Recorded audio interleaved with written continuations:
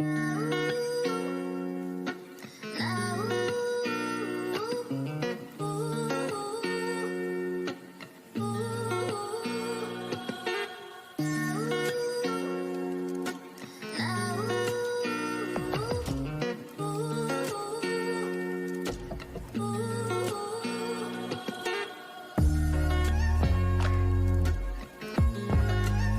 दोस्तों, आज जो अपन टॉपिक पढ़ने वाले हैं वो है शब्द रूप। शब्द रूप हम स्टार्ट कर रहे हैं। इसका हर एग्जाम में अपने रीट भर्ती में हर बार एक क्वेश्चन तो कम से कम आता है, कभी कभी दो भी आ जाते हैं। तो चलिए स्टार्ट करते हैं टॉपिक को। शब्द रूप पढ़ने से पहले हमें कुछ बातें ध्यान रखनी है। सबसे पहले हम उन बातों को नोट करते हैं, उसके बाद हम शब्द रूप का टॉपिक स्टार्ट करने वाले हैं। उनको ट्रिक्स हम बोल सकते हो आप। तो चलो हम स्टार्ट कर रहे हैं। हम स्टार्ट करते हैं बेसिक से। कोई भी शब्द रूप हो उसके अंदर तीन वचन होते हैं। कितने वचन होते हैं? तीन। एक वचन, द्विवचन और बहुवचन। और इसी प्रकार कोई भी शब्द रूप हो उसमें विभक्तियां कितनी होती हैं? 7 विभक्तियां होती हैं। तो उनको आपको लिखना है। सबसे पहले प्रथमा, द्वितीया, तृतीया, चतुर्थी, पंचमी, षष्ठी और सप्तमी। इसके बाद में संबोधन होता है जो हमेशा प्रथमा विभक्ति में लिखा जाता है। ठीक है। विभक्तियां कितनी होती है? 7 तक होती है, प्रथमा से लेकर 7वीं तक। अब देखो दोस्तों, जो द्विवचन है ना, प्रथमा विभक्ति का द्विवचन हमेशा एक जैसा होता है। हमेशा एक जैसा होता है, लगभग हमेशा का। जब भी मैं हमेशा वर्ड बोलूंगा तो उसका मतलब है 99.9% तक है वो बात लागू होगी। हमेशा कोई अपवाद स्वरूप एक आधे शब्द रूप में हो सकता है नहीं लागू हो, लेकिन लगभग। और रीट के अंदर तो आप 100% मान के चलो, रीट के अंदर तो ये सब जगह लागू हो जाएगी। तो प्रथम और द्वितीय विभक्ति का द्विवचन है वो हमेशा एक जैसा होगा। इसके बाद में तीसरी, चौथी और 5वीं विभक्ति का द्विवचन है वो एक जैसा होगा। और इसके साथ ही इसमें लगेगा व्याम। व्याम शब्द जुड़ेगा। जैसे राम का पढ़ते हैं रामाभ्याम, लता का लताभ्याम, तो व्याम व्याम है व्याम। इसके बाद छठी और 7वीं विभक्ति का जो द्विवचन है वो हमेशा एक जैसा होता है। ठीक है। ये लो दोस्तों, द्विवचन खत्म अपना। द्विवचन खत्म। अब आते हैं अपन बहुवचन पर। बहुवचन पर यहां पे आते हैं। अब चतुर्थी और पंचमी विभक्ति है। चतुर्थी और पंचमी विभक्ति में जुड़ता है भय। यहाँ पे व्याम, यहाँ पे जुड़ता है भय। भय भय भय दोनों एक जैसी होती है। भय भय।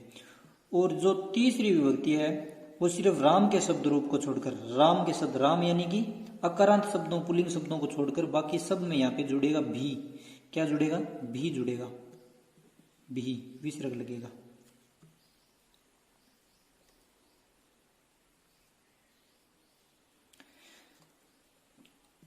इसके बाद में छठी और 7वीं विभक्ति की बात करते हैं अपन। छठी और 7वीं, एक बार संबोधन को काट दो। छठी और 7वीं विभक्ति में, छठी विभक्ति में हमेशा शब्द आएगा नाम या नाम, नाम या नाम। और 7वीं में आएगा सु या फिर ये सु। जब कोई शब्द के अंत में ए या आ हो तो ये वाला सु आएगा, स लेट वाला। और ये दोनों ना हो तो ये वाला स आएगा। जैसे रामेशु, रामेशु में एक ही मात्रा है, ए या आ नहीं है तो ये स आ गया, स षटकोण वाला। और अगर आता लता तो इसमें आ है, आ रहा है तो क्या आएगा? स लेट वाला स आएगा, लतासु। इस प्रकार। अब बात करते हैं एक वचन की। एक वचन की जो द्वितीय विभक्ति है ना, द्वितीय विभक्ति, उसमें हमेशा मैं शब्द जुड़ेगा। मैं, ये यहाँ पे द्वितीय विभक्ति में हमेशा मैं शब्द जुड़ेगा। जैसे राम है तो रामम, लता है तो लताम, गुरु है तो गुरुम, हमेशा मैं शब्द जुड़ेगा। ये जो ट्रिक्स है अब इनको हम नोट कर लेते हैं। सबसे पहले हम बात करते हैं द्विवचन की। द्विवचन, कोई भी द्विवचन, कोई भी शब्द रूप हो, द्विवचन की बात करते हैं। सबसे पहली बात, प्रथमा व द्वितीय विभक्ति क्या होगी? समान होगी। प्रथमा व द्वितीय विभक्ति द्विवचन की है वो समान होगी, एक समान। ये जो है ना, जैसे राम का करें तो राम है, रामौ रामः, रामम रामौ रामान, तो ये रामौ रामौ दोनों एक जैसी होगी। इसके बाद द्विवचन में दूसरा पॉइंट है तीसरी, तृतीया, चतुर्थी व पंचमी विभक्ति एक जैसी होगी। और क्या लगेगा उसमें, व्याम जुड़ेगा, व्याम। जैसे राम है तो रामाभ्याम, लता है तो लताभ्याम, इस प्रकार से। कौन कौन सी, तीसरी, चौथी और पांचवी विभक्ति, ये व्याम व्याम व्याम जुड़ेगा इसमें। तीसरा बिंदु,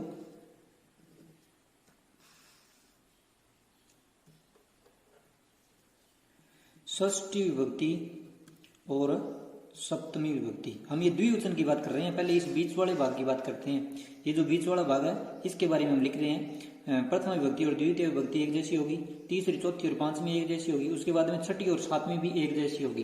जैसे राम यो हो आएगा यहाँ पे, लता का आएगा तो लत्यो हो, गुरु का आएगा तो गुरुओ हो, इस प्रकार से छठी और सातवीं विभक्ति एक जैसी होगी।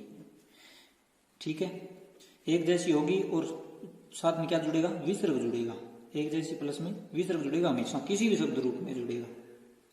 ये हो गई द्विवचन की बात खत्म, द्विवचन खत्म। अब बात करते हैं नेक्स्ट, चौथा पॉइंट है, अब बात करते हैं बहुवचन की। बहुवचन, बहुवचन में चतुर्थी विभक्ति व पंचमी विभक्ति क्या होगी, एक जैसी होगी, एक जैसी होगी। और क्या जुड़ेगा, भय जुड़ेगा, भय भय भय के आगे विसर्ग आएगा, ये जुड़ेगा। ठीक है, इसके बाद में नेक्स्ट चौथी और पांचवी विभक्ति कौन सी, ये देखो, चतुर्थी और पंचमी विभक्ति, बहुवचन की चौथी विभक्ति और पंचमी विभक्ति में भय भय जुड़ेगा। पांचवा पॉइंट, षष्ठी जो विभक्ति है, षष्ठी बहुवचन, षष्ठी विभक्ति में हमेशा आएगा नाम या नाम, नाम या नाम। और सातवीं विभक्ति बहुवचन में हमेशा आएगा सु, या तो सह सलेट वाला या फिर सह षटकोण वाला। और नाम या नाम में हमेशा मात्रा दीर्घ होगी, ध्यान रखना, मात्रा हमेशा दीर्घ होगी। ये जब हम शब्द रूप पढ़ेंगे तो बताऊंगा कैसे होगी दीर्घ। और इसके बाद में जो ये सु और सु है, तो अगर किसी भी शब्द के अंत में ए या आ आएगा ना, तो सह सलेट वाला सु आएगा। और ये दोनों नहीं आएंगे तो फिर सह षटकोण वाला सु आएगा। जैसे राम का हम पढ़ेंगे तो उसमें आएगा रामेशु, रामेशु। यहाँ पे ए की मात्रा आ रही है, ए या आ नहीं है ना, ए या आ नहीं है तो ये सह आएगा, सह षटकोण वाला। और जैसे लता का पढ़ेंगे तो लता, यानी कि आ रहा है अंत में, अंत में क्या आ रहा है, आ। तो आ के हिसाब से ए या आ आएगा तो सह सलेट वाला से आएगा तो लता सु, इस प्रकार से ये दोनों से आएंगे। ठीक है, अब बहुवचन में चौथी पंचमी विभक्ति होगी, छठी और सप्तमी होगी। यहाँ पे नाम नाम, यहाँ पे सु, नाम सु, भय भय नाम सु। इसके बाद में जो तीसरी विभक्ति है उसमें अकारांत शब्द में आएगा ऐ, जैसे रामई। ठीक है, दो मात्रा आएगी। और बाकी सब में, जितने भी शब्द रूप में, सब में आएगा भी। क्या आएगा, जैसे राम है तो रामई, और लता है तो लता भी, गुरु है तो गुरु भी, सब में भी आएगा बाकी में, राम के शब्द को छोड़कर। तो हम लिख लेते हैं नेक्स्ट 7 नंबर पॉइंट है कि बहुवचन के अंदर तीसरी विभक्ति, तृतीय विभक्ति के अंदर क्या आएगा, राम शब्द में, यानी कि अकारांत शब्दों में ऐ की मात्रा आएगी, ऐ की मात्रा आएगी, विसर्ग जुड़ेगा। और बाकी सब में क्या जुड़ेगा, भी जुड़ेगा, भी, छोटा भी और विसर्ग। जैसे राम में जुड़ेगा रामई, और बाकी जैसे लता है तो लता भी, गुरु है तो गुरु भी, और कोई भी जो पढ़ेंगे तो हम देखेंगे। ये बहुवचन की कहानी खत्म। अब बात करते हैं एक वचन की। एक वचन, एक वचन में सबसे पहले द्वितीय विभक्ति। द्वितीय विभक्ति एक वचन में हमेशा मैं जुड़ेगा, मैं। क्या जुड़ेगा, मैं। जैसे राम का पढ़ेंगे तो रामम, लता का पढ़ेंगे तो लताम, गुरु का पढ़ेंगे तो गुरुम। इस प्रकार से द्वितीय विभक्ति कौन सी, ये देखो द्वितीय विभक्ति का एक वचन है, यहां पे क्या जुड़ेगा, मैं जुड़ेगा हमेशा। इसके बाद में जितने भी स्त्रीलिंग शब्द आएंगे ना, स्त्रीलिंग शब्द, उसमें स्त्रीलिंग शब्दों में आपको ये याद रखना है, या, यई, या, याम। ये इस चीज का रट्टा मार लो, बहुत काम आने वाला है। या, यई, या, याम, या, यई, या, याम। ये किस प्रकार से काम आएंगे हम आगे देखेंगे। एक बार इनको लिख लो। और एक ट्रिक और रह गई, जो राम के शब्द रूप को छोड़कर कुछ चीजें राम के शब्द रूप में लागू नहीं होगी, बाकी सभी शब्द रूपों में लागू होगी। एक वचन की पंचमी व षष्ठी, पांचवी और छठी विभक्ति जो है वो क्या है, लगभग सेम होगी राम के शब्द रूप को छोड़कर। ठीक है, ये थी ट्रिक। अब हम शुरू करते हैं शब्द रूप। जैसे कोई भी शब्द रूप हम पढ़ेंगे ना, तो उसमें पहली और दूसरी विभक्ति का द्विवचन हमेशा सेम होगा। क्या होगा, पहली और दूसरी विभक्ति का द्विवचन हमेशा सेम होगा। इसके बाद में तीसरी, चौथी और पांचवी जो विभक्ति है उसका द्विवचन सेम होगा। इसके बाद में छठी और सातवीं विभक्ति का जो द्विवचन है वो हमेशा सेम होगा। इसके बाद बात करते हैं बहुवचन की। बहुवचन में तीसरी विभक्ति का बहुवचन है, उसमें राम में जुड़ेगा, ऐ की मात्रा जुड़ेगी, ऐ रामई, ऐसे रामई। बाकी सब में क्या है, भी जुड़ेगा, भी शब्द। जैसे लता आएगा तो लता भी, गुरु गुरु भी। और चौथी और पांचवी विभक्ति में क्या जुड़ेगा, भय भय, रामे भय, बाल के भय, लता भय, गुरु भय, इस प्रकार से। और छठी और सातवीं विभक्ति यहाँ पे नाम और सु आएगा हमेशा, नाम और सु, नाम या नाम और सु शब्द आएगा। ठीक है, इसके बाद में जो द्वितीय विभक्ति का एक वचन है उसमें हमेशा मैं जुड़ेगा, जैसे रामम, लताम, गुरुम, बुधूम, इस प्रकार से। और राम के शब्द रूप को छोड़कर जो बाकी शब्द रूप हैं उसमें लगभग में पंचमी और षष्ठी विभक्ति एक जैसी आएगी, पंचमी और षष्ठी भी एक जैसी आएगी, सेम आएगी बिल्कुल। ठीक है, अब हम पढ़ते हैं लता का शब्द रूप। किसका, लता का पढ़ते हैं। पहले राम का बाद में पढ़ेंगे, लता का पढ़ते हैं सबसे पहले। तो इसकी करते हैं हम शुरुआत। तो इसमें होते हैं तीन वचन। सबसे पहले लिख लेते हैं वचन, एक वचन, द्विवचन, बहुवचन। और सात विभक्ति होती है। कितनी, सात विभक्ति। प्रथमा, द्वितीया, तृतीया, चतुर्थी, पंचमी, षष्ठी और सप्तमी, सात विभक्ति हो गई। ठीक है, अब हम करते हैं इसकी शुरुआत। तो सबसे पहले हमने जो ट्रिक बनाई थी उसके हिसाब से याद करने की कोशिश करते हैं। देखो कितना आसान है, बहुत इजी है, बहुत इजी है। आप थोड़ी सी प्रैक्टिस करेंगे तो आपको ये याद हो जाएगा, ये मेरी गारंटी है। जैसे प्रथमा विभक्ति, द्वितीय हो गई है, ये तीसरी, ये चौथी। आप जिस प्रकार से मैं बना रहा हूँ इस प्रकार से आप बनाएंगे ना तो बहुत जल्दी याद होगा। ये मेरी गारंटी है, मैंने इसी प्रकार से याद किए थे सारे के सारे। अब देखो लता का हम शुरू कर रहे हैं। तो सबसे पहले प्रथम और द्वितीय विभक्ति है वो लगभग सभी बच्चों को याद होती है, क्योंकि हम जब भी शब्द रूप पढ़ते हैं तो पहली दूसरी विभक्ति तो पढ़ लेते हैं, लेकिन बाद में नहीं पढ़ते, उनको छोड़ देते हैं। प्रथमा द्वितीय लगभग बच्चों को याद होती है। और वैसे भी प्रथमा द्वितीय है वो इजी है, मैंने बता भी दी ट्रिक आपको। जैसे लता को शुरू कर रहे हैं तो सबसे पहले लता, लते, लताहा, लताहा। अब देखो मैंने बताया था कि द्विवचन में दोनों सेम होते हैं, लते लते। इसके बाद में तीसरी, चौथी और पांचवी विभक्ति में क्या जुड़ता है, ब्याम जुड़ता है। तो यहाँ पे जोड़ दो ब्याम, लता ब्याम, लता ब्याम, लता ब्याम। ठीक है, इसके बाद में यहाँ पे आएगा लत्यो हो, लत्यो हो। ये दोनों सेम आएंगी, छठी और सातवीं। तो आ गया लत्यो हो, विसर्ग आएगा, लत्यो हो, लत्यो हो। इसके बाद में ब्याम ब्याम ब्याम। इसके बाद में जो चौथी और पांचवी विभक्ति है बहुवचन में उसमें जुड़ता है भय भय। हमने पढ़ा था भय जुड़ेगा, तो लता भय, विसर्ग आएगा, लता भय, लता भय।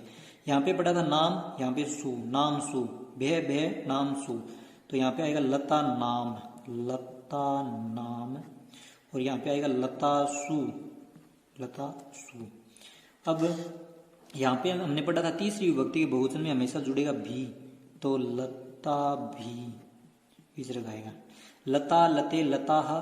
द्वितीय विभक्ति के एक वचन में हमेशा मैं जुड़ेगा, मैंने बताया था आपको, तो हो गया लताम। लता लते लताह, लताम लते लताह, ये दोनों लता में बहुवचन में प्रथम और द्वितीय विभक्ति भी एक जैसी होती है, ये दोनों एक जैसी होती है,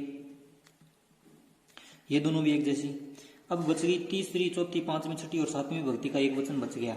ये देखो मैंने जो आपको बताया था कुछ शब्द याद करने थे, या, यही, या, याम, ये शब्द बहुत काम आने वाले हैं अपने को। या, यही, याम, ये लिखो यहाँ पर। अब या, यही, या, याम, ठीक है।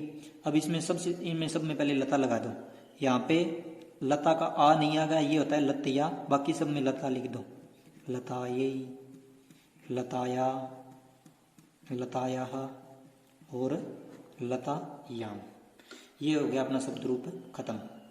तो इसमें देखो लता लते लताह, लताम लते लताह, लत्याह लताभ्याम लताभि, लतायई लताभ्याम लताभ्य, लतायाह लताभ्याम लताभ्य, लताया लतयोः लतानाम, लतायाम लतयोः लतासु। अब देखो हम चेक करते हैं ये हमारा सही है कि नहीं है। 6th क्लास में दिया हुआ है एक आकारांत शब्द, उसको हम देखते हैं। ये 6ठी क्लास की बुक है दोस्तों। अब देखो अपना शब्द रूप और ये शब्द रूप, ये दोनों हम तुलना करते हैं। सबसे पहले देखो माला लता, मालाम लताम, मालिया, मालाया नहीं है, मालया, इसमें आ की मात्रा नहीं आएगी, आगे मात्रा को गायब करना है, ठीक है। मालिया तो लतिया, माला यही, लता यही, मालायाह लतायाह, मालायाह लतायाह, मालायाम और लतायाम, ये हो गया, ठीक है। अब देखो द्विवचन, द्विवचन देखते हैं। माले माले, तो यहाँ पे हो गया लते लते।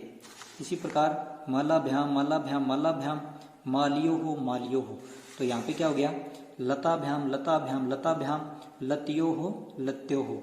इसी प्रकार ये देखो बहुवचन में माला माला, तो लता लता, फिर माला भी, तो अपने हो गया लता भी, माला भय, तो यहाँ पे भी लता भय, माला नाम और मालासु, तो लता नाम और लतासु। यहाँ पर लता और माला के शब्द रूप में अटैच कर रहा हूँ, तो इनको वीडियो को पॉज करके आप लिख सकते हैं। और ये ज़रूर बताना दोस्तों कि वीडियो आपको कैसा लगा। धन्यवाद।